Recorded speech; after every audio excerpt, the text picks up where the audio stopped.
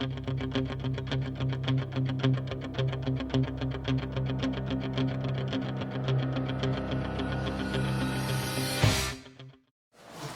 right, guys, real quick.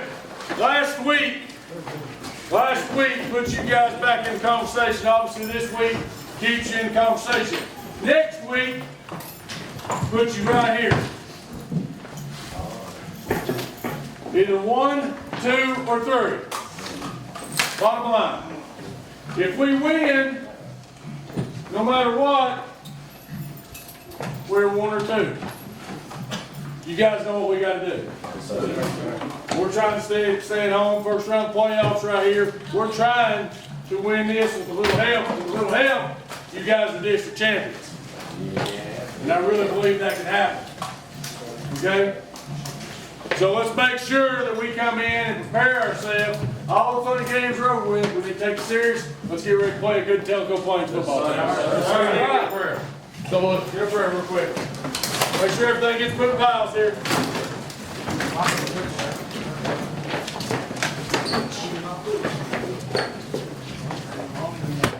All right, here we go.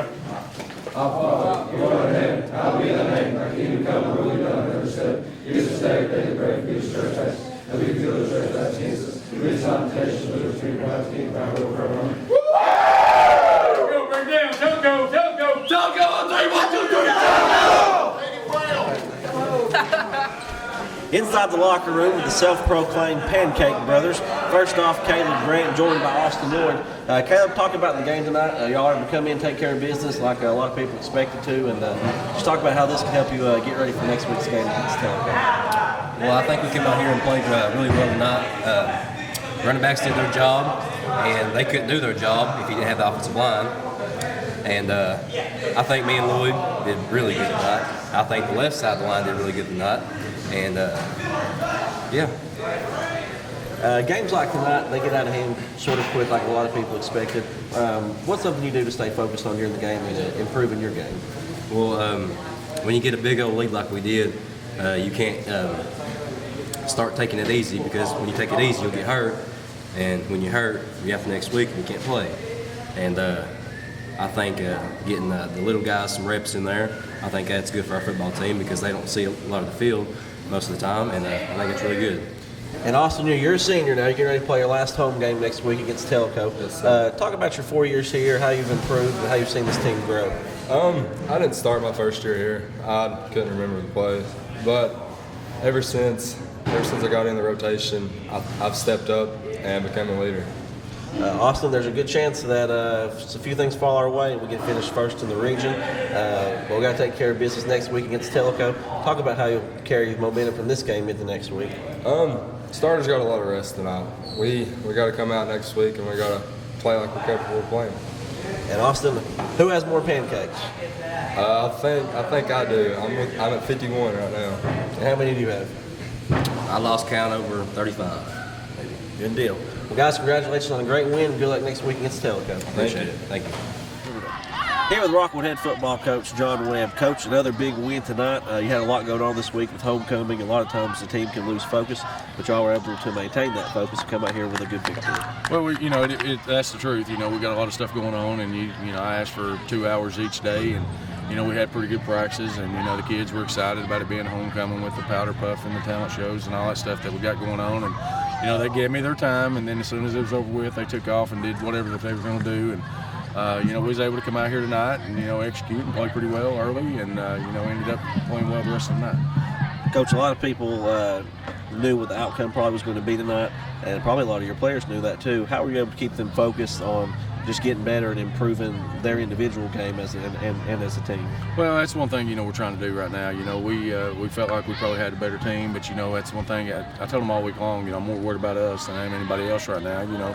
Because you don't want to come out here and not execute. Turn the football over, not tackle, not doing the fundamentals, and that's something that we really preached. We worked hard this week to make sure that we tried to stay sharp as far as that win, and I feel like overall we probably did a pretty good job.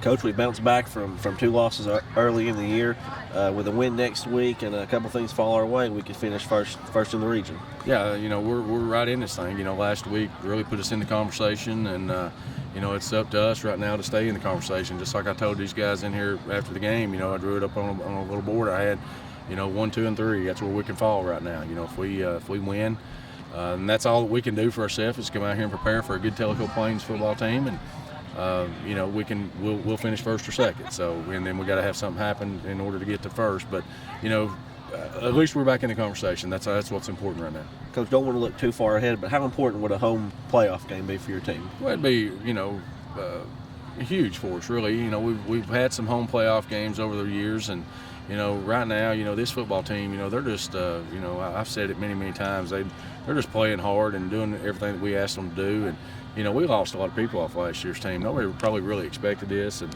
you know, we've come a long ways from where we started, and you know, hopefully we'll keep it going for a while.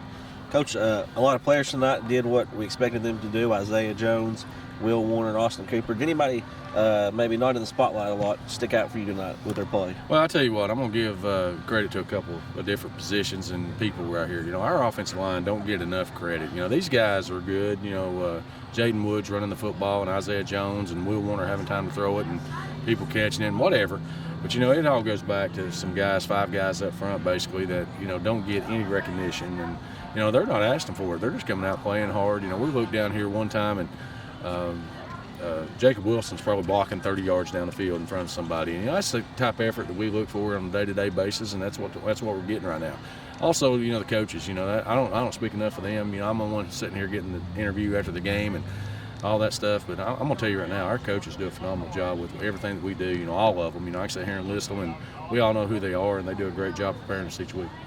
Coach, we talked a lot about the homecoming festivities. Tonight we were able to honor a couple of players and coaches from the past. Talk about what we were able to do for them tonight. Well, I'll tell you what, you know, I came up with the idea a few weeks back, you know, knowing Coach Davis for a long time. He coached me for a couple of years in high school, and you know, he's been at Wartburg for a long time, and he'd been out of it for a while, and he's come back this year, and you know, you really don't know how much longer he's going to have in it. And I'd mentioned something to Coach K a while back about maybe doing just something to honor him, you know, for his years of service here at Rockwood High School.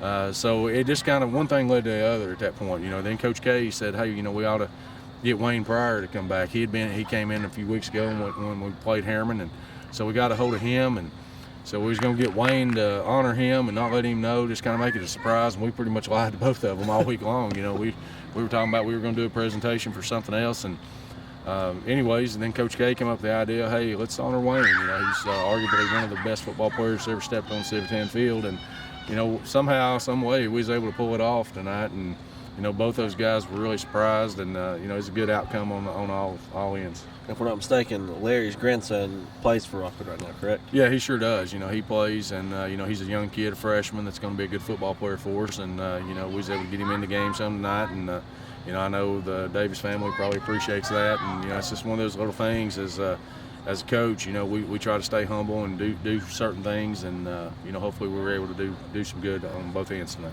Thank you, Coach. You're welcome. And with a final score of 55-7, your Rockwood Tigers pick up their 7th win of the season. Next week, they take on Tellico Plains on senior night, the final game of this season at Civitan Field.